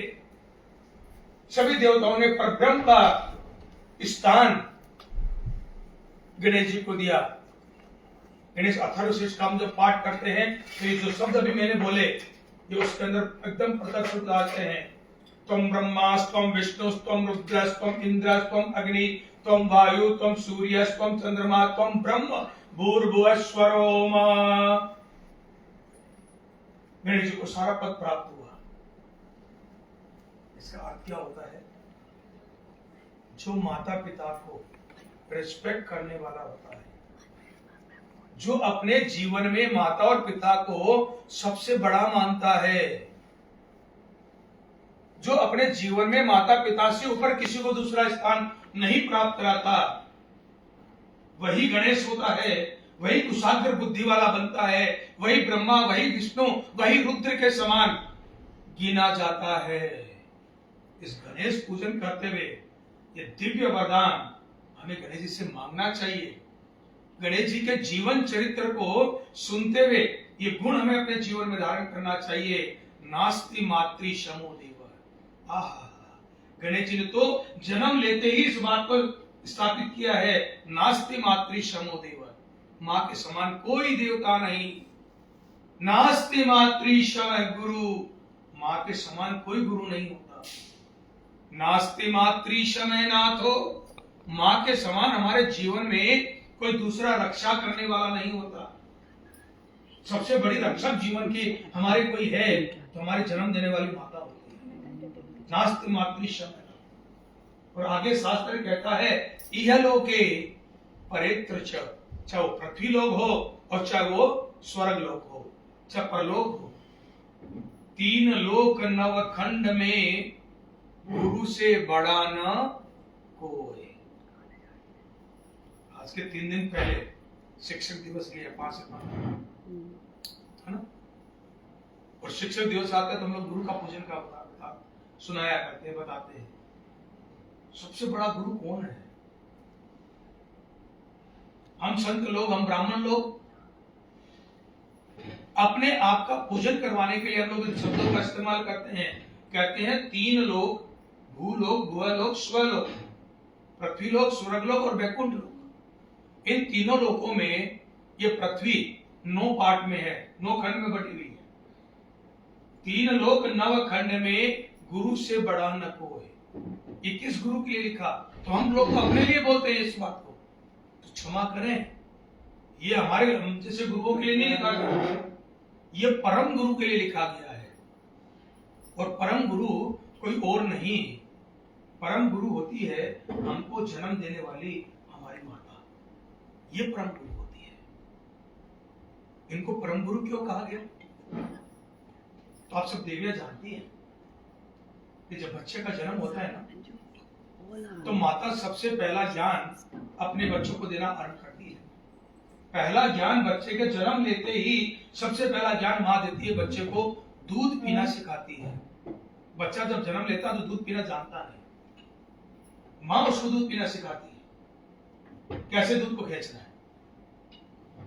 और यहां से जो अपनी यात्रा ये गुरु आरंभ करता है, हमारे पहले श्वास से ये गुरु अपने ज्ञान देने की यात्रा आरंभ करता है। और ये गुरु अपने अंतिम श्वास तक हमें ज्ञान देता ही रहता है। बच्चा बेशक 60 साल का हो जाए, मां 80 साल की है, फिर भी 60 साल के बच्चे को जो रिटायरमेंट की उम्र में आ गया, उसको मां फिर भी ज्ञान देती है। देती है कि नहीं देती? भैया जी कह रहे हाँ देती है। और देते रहेंगे अपने अंतिम श्वास तक, पग पग पर हमें अपना ज्ञान देते रहेंगे, अपना अनुभव देते रहेंगे। और हम लोग अनजाने में न जाने कितनी बार अपने इस गुरु का अपमान करते हैं। हमारा मन नहीं होता कि हम इनका अपमान करें, ऐसा कोई भाव नहीं है हमारा, लेकिन अज्ञानता में हो रहा है। अरे मम्मी आप बहुत बोल देती है, बहुत बोलती है, आपको नहीं पता, हो गया अपमान। हमने तो नॉर्मली बोला, लेकिन उनका तो अपमान हो गया। अरे आप तो मेरी बात को कभी समझती ही नहीं। बहुत नॉर्मल सा शब्द है जो हम अपनी माताओं को बोल देते हैं, आप तो मेरी बात को कभी समझती नहीं। मैं कहता हूं, अरे भैया, जब तू बोलना नहीं जानता था, छोटा सा था, तू क्यों रो रहा है ये माता समझती थी। तू भूखा रो रहा है, तेरे पेट में दर्द हो रहा है, अथवा तूने अपनी लंगोटी गीली कर ली, तू किस लिए रो रहा है ये मां समझती थी, जब तू बोलना नहीं जानता। और जब तूने तुतला करके बोलना आरंभ किया, पानी को मम बोलने लगा, तब ये माता पिता दोनों समझते थे कि तू क्या बोल रहा है, क्या चाहता है। दुनिया तेरी भाषा नहीं समझती, लेकिन माता पिता ठीक समझते थे। बच्चा जब छोटा बोलना शुरू करता है तो तुतला के बोलते ना, सबको स्पष्ट नहीं बोलता। माँ बाप उसकी बात को समझते हैं कि मेरा बच्चा क्या बोल रहा है, दूसरा कोई नहीं समझ रहा, लेकिन माता पिता ठीक समझते हैं। अब तो भैया तू स्पष्ट बोल रहा है, अब तो तू बड़ा अच्छे से बोल पा रहा है, तेरे शब्द बड़े क्लियर है। अब ये माता पिता तेरी बात को नहीं समझेंगे, लेकिन हम अज्ञानता में माता पिता आप तो मेरी बात को कभी समझेंगे नहीं। गुरु का शास्त्र कहता है, नास्ति मातृ समो देवा, मातृ के समान कोई गुरु नहीं है। बड़ा होना तो बहुत दूर की बात है, उनके बराबर भी कोई नहीं है, सब उनसे छोटे हैं। गणेश जी भगवान अपनी माता को वही दर्जा दिए, कथा में आपने आज ही सुना ना, पिता को भी दूर कर दिया मां की आज्ञा के सामने। प्रथम प्रणाम सदैव माता को होना चाहिए, पहला प्रणाम सदैव मां को करना चाहिए, दूसरा प्रणाम पिता को होना चाहिए। हम लोग पिता को बड़ा मानते हैं कि पिता बड़े हैं, मां को 2 नंबर पे कर देते हैं। नहीं, स्वयं नारायण भगवान श्री हरि विष्णु इस धराधाम पे जब मनुष्य रूप लेकर के आए हैं, आपने अपने कर्म के माध्यम से ये ज्ञान में देने का प्रयत्न किया है। ज्ञान 2 प्रकार से दिया जाता है, एक जैसे मैं आपको दे रहा हूं, बोल करके समझा करके। दूसरा ज्ञान देने का तरीका क्या होता है, हम अपने आचरण में उसको डालें, अपने कर्म में उसको उतारें, हमें करते हुए कोई देखे और हमसे सीखे। हमने उसको नहीं सिखाया, हमें करते हुए किसी ने देखा तो सीखा। दोनों में अच्छा कौन सा होता है, तो दोनों में अच्छा होता है कि हमें करते हुए देख करके कोई सीखे, वो जल्दी अंदर जाता है, बोलने से अंदर नहीं जाता, करते हुए देखते हैं तो अंदर जाता है। एक बूढ़ी माई के पास में, बूढ़ी माई थी, उनके पास में एक पोता था, ग्रैंडसन, बहुत मीठा खाता था, बहुत ज्यादा मीठा खाता था। मैया बार बार उसको समझावे बच्चे को, बेटा ज्यादा मीठा नहीं खाते, लेकिन उस बच्चे को तो सारा दिन चॉकलेट चाहिए। ग्रैंड मदर बड़ी परेशान, क्या करूं, तो अपने पोते का हाथ पकड़ा और उनके परिवार में जो पंडित जी आते थे, उन पंडित जी के पास गए मंदिर में और कहा कि पंडित जी महाराज, इस बच्चे के सर पे हाथ रख करके उसको समझाओ, ये बहुत गुड़ खाता है, मेरी बात तो नहीं मानता, शायद आपकी बात मान ले। तो पंडित जी ने कहा, बोले ए मैया, बोला कहा भैया, बोले नहीं 15 दिन के बाद आप आना, 15 दिन के बाद मैं कुछ करता हूं। तो दादी मां को लगा कि पंडित जी कुछ ताबीज बनाएंगे अथवा कोई धागा बनाएंगे, बच्चे को पहना देंगे, जिससे वो मीठा खाना कम कर देगा। 15 दिन निकल गए। 15 दिन के बाद में पंडित जी के पास पुनः अपने पोते को लेकर गई। बोलो दादा कुछ किया? बोला कहा, बोले मैं पोते को लाई थी ना 15 दिन पहले, आपने कहा 2 हफ्ते बाद आना, तो बहुत मीठा खाता है। बोला हाँ हाँ मैया, नहीं 1 हफ्ते और बाद आना, अभी तैयार नहीं। 1 हफ्ता और चला गया, 21 दिन का टाइम व्यतीत हो गया। 21 दिन के बाद वो मैया फिर अपने पोते को लेकर पंडित जी के पास में आई। पंडित जी ने बड़े प्रेम से उस बच्चे के सिर पे हाथ रखा और शीश पे हाथ रख करके कहा, बच्चा मीठा खाना चाहिए, शरीर के लिए मीठा जरूरी है, आवश्यक है, लेकिन अति सर्वत्र वर्जित, अति हर जगह वर्जित है बेटा, ज्यादा मीठा नहीं खाना चाहिए। तो आज नियम बना कि दिन में एक टाइम मीठा खाएगा, सारा दिन मीठा नहीं खाएगा। तो बच्चे ने गर्दन हिला दी, बोला हाँ पंडित जी, मैं दिन में एक बार मीठा खाऊंगा, सारा दिन मीठा नहीं खाऊंगा।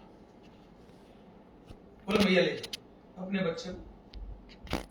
तो मैया पूछती, बोले पंडित जी कोई ताबीज वाबीज नहीं पहनाओगे इसको, कोई धागा नहीं बनाया इसके लिए? बोले मैया कुछ जरूरत नहीं है, कोई आवश्यकता नहीं है धागे की, ताबीज की। तो मैया कहने लगी, पंडित जी 21 दिन पहले में आई, फिर 7 दिन पहले में आई, ये काम तो आप जब मैं पहली बार आई तब कर देते, इसके लिए आपको क्या खरीद के लाना था? क्यों 2 बार मेरे को दौड़ाया आपने? ये बात जो सर पे हाथ रख के कहनी थी, ये बात तो जो पहली बार आई थी 3 हफ्ते पहले, तभी बोल देते। तो पंडित जी ने कहा, मैया जब आप पहली बार आई थी ना, तब मैं भी बहुत मीठा खाता था, मैंने अपने आप को 2 हफ्ते में कंट्रोल किया। अब 14 दिन के बाद आई, मेरा मीठा खाना तो रुक गया, लेकिन मेरा मन फिर भी मीठे में जा रहा था। मैंने अपने आप को कंट्रोल तो कर लिया, लेकिन मीठा खाने को मन फिर भी मचल रहा था। मैंने और 1 हफ्ते तपस्या की, अब मेरा मन मीठा खाने का नहीं करता। तब मैंने इस बच्चे को ये बात कही, अगर पहले दिन मैं इस बच्चे को ये बात कहता ना, तो बच्चा कभी मेरी बात को मानता नहीं, क्योंकि मैं कंट्रोल में नहीं हूं, तो मेरी वाणी से बच्चा कंट्रोल में कैसे होगा? तो पहले मैंने अपने आप को कंट्रोल किया, तब ये बच्चा कंट्रोल में आया। इसी प्रकार जब आप अपने अंदर संस्कारों को उतारते हैं और आपको करते हुए कोई दूसरा उस कर्म को देखता है, तो उसको जल्दी भीतर जाता है। राम जी जो इस पृथ्वी पे आए, तो अपने संस्कार में इस कर्म को ढाला। मानस के अंदर बाबा तुलसीदास जी लिखते हैं चौपाई, प्रातः काल उठ कर रघुनाथा, मात पिता गुरु नावै माथा। प्रातः काल उठ कर रघुनाथा, मात पिता गुरु नावै माथा। देखिए कर्म कितना सुंदर दिया। प्रातः काल रघुनाथ उठ करके क्या करते थे? मात पितु गुरु नावै माता। कर्म श्रेष्ठ है। नंबर 1 पे अगर प्रणाम करते थे तो माता को। नास्ति मातृ समो देवा, मां के समान कोई देवता नहीं। तो पहला प्रणाम माता को, दूसरा प्रणाम पिता को। क्यों?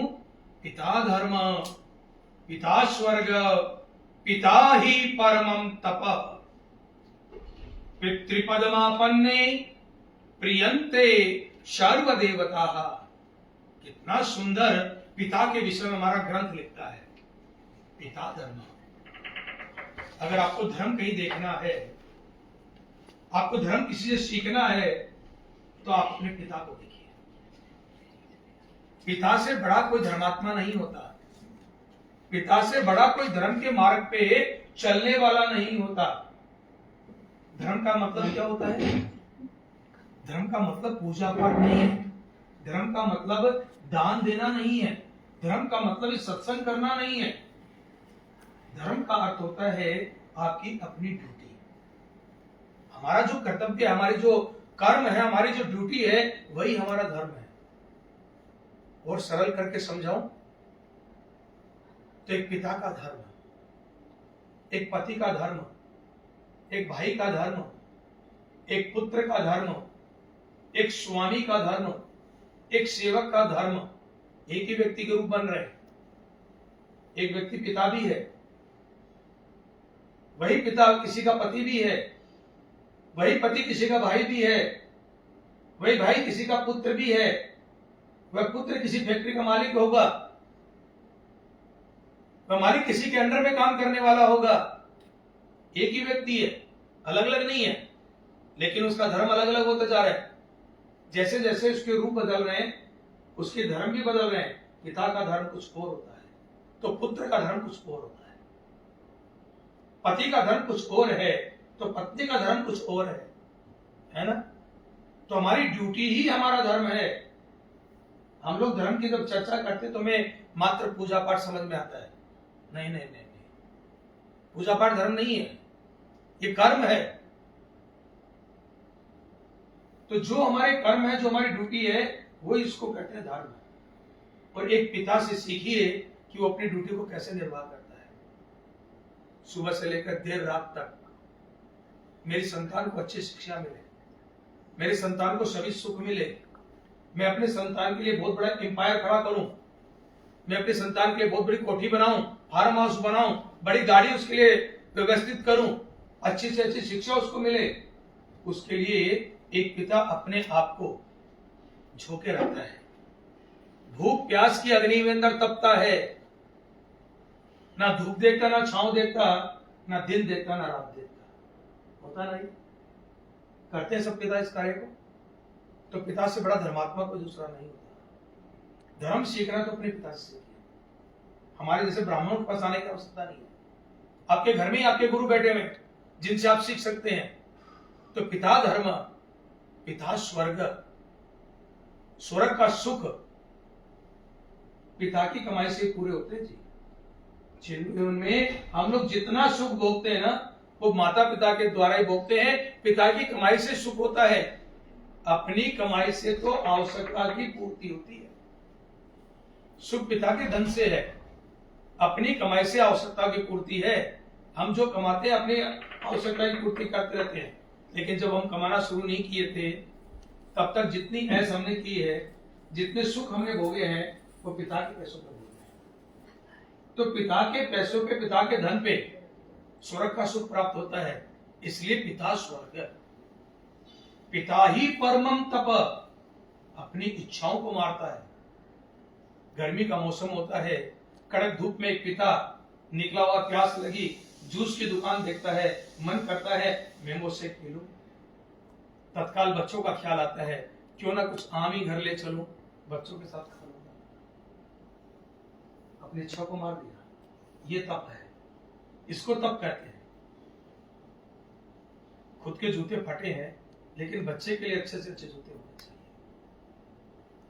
खुद के अंदर गारमेंट फटे हैं, बच्चे के लिए वस्त्र की कमी नहीं होनी चाहिए। ये तपस्या है। पिता धर्म, पिता स्वर्ग, पिता ही परमम तप। और आगे शास्त्र कहता है पितृपद मापन्ने, जो अपने पिता के चरणों में प्रणाम कर लेता है ना। पितृपद, पद का मतलब पांव, मापन्ने का मतलब उनको जो प्रणाम करता है। पितृपद मापन्ने प्रियंते सर्व देवता। जितने देवता होते हैं ना, जितने भगवान होते हैं, सब प्रसन्न हो जाते हैं, सब खुश हो जाते हैं, सब वरदान देने के लिए तैयार हो जाते हैं। लाखों लाख रुपए पूजन में खर्च कर करके भी अब देवताओं को प्रसन्न नहीं कर सकते। क्रिया में कोई कमी हो सकती है, लेकिन पिता को प्रणाम करके अवनव के एक नहीं सभी देवताओं को प्रसन्न कर सकते हैं। यही गणेश चरित्र है, यही गणेश जी का पूजन है।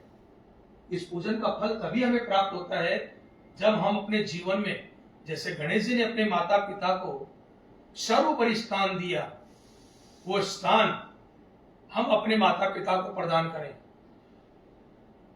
अपने जीवन में सर्वोपरि माता और पिता को माने। मातृदेवो भव, पितृदेवो भव, माता पिता के भक्त बन जाए तो गणेश पूजन करना हमारे जीवन में सार्थक होता है। अन्यथा समय और पैसे की बर्बादी है। एक एंटरटेनमेंट हो सकता है।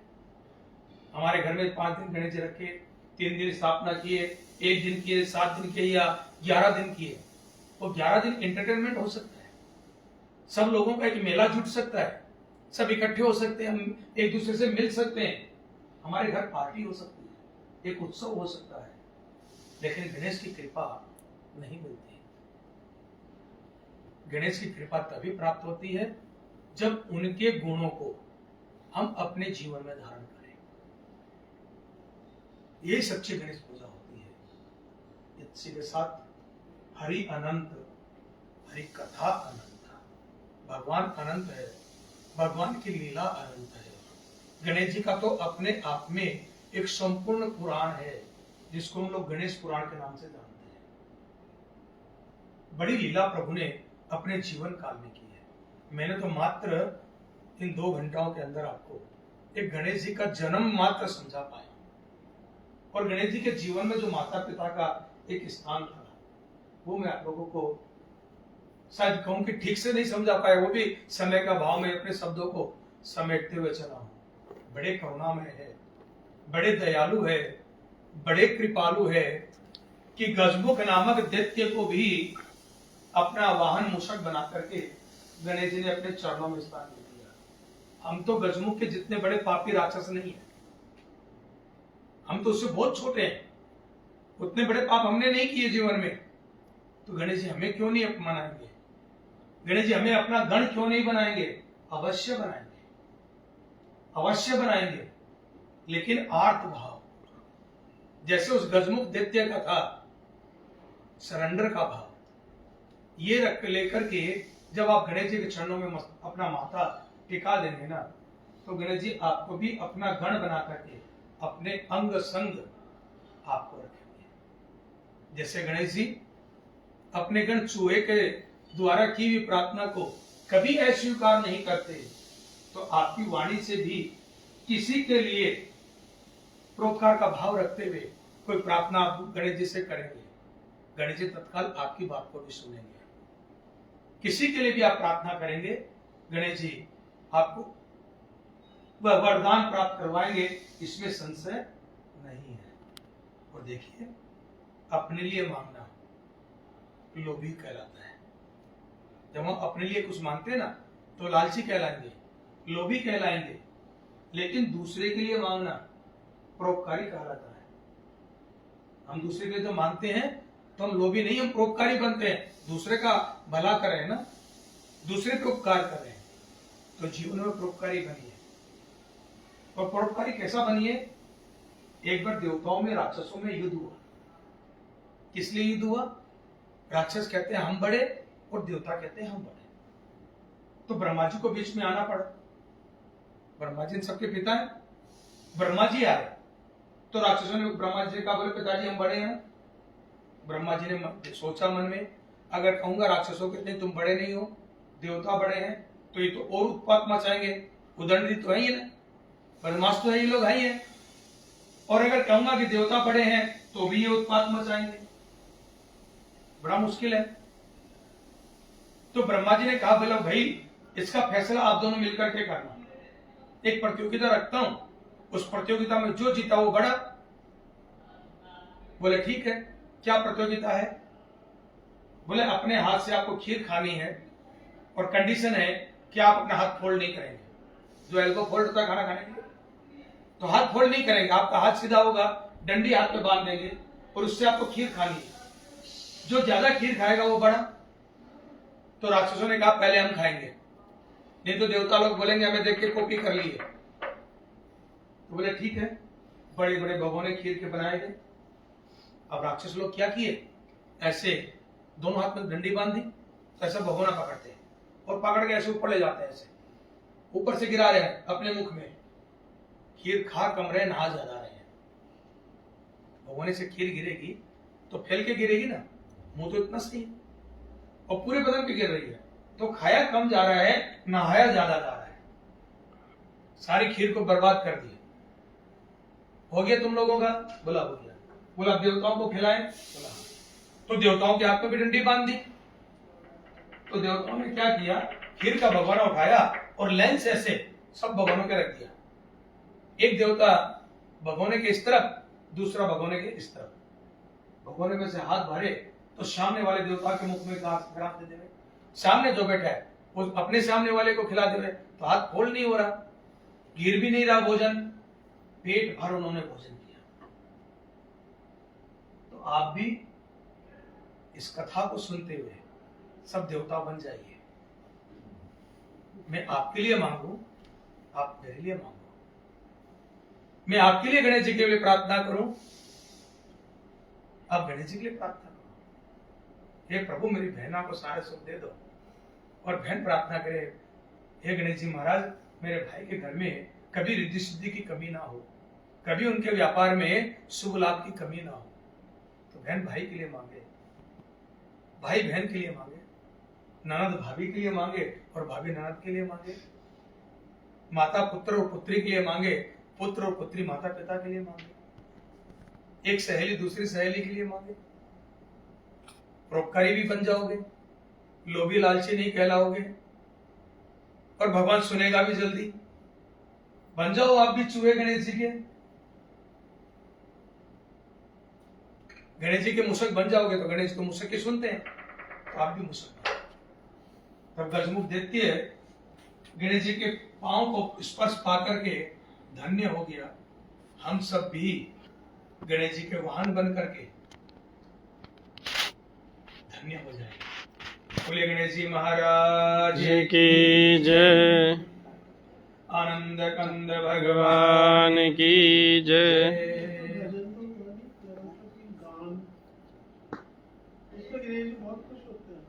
गान में आता नहीं, समस्या